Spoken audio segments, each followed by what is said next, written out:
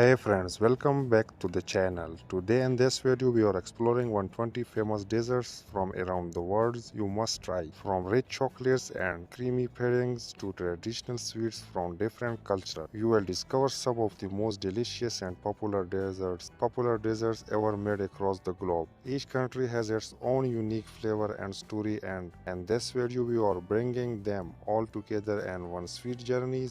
If you love food, travel and desserts, you are definitely going to enjoy this. Don't forget to like this video, subscribe to the channel and tell us in the comments which dessert looks the most delicious to you or which country dessert you want to try first. Let's start this amazing global dessert tour.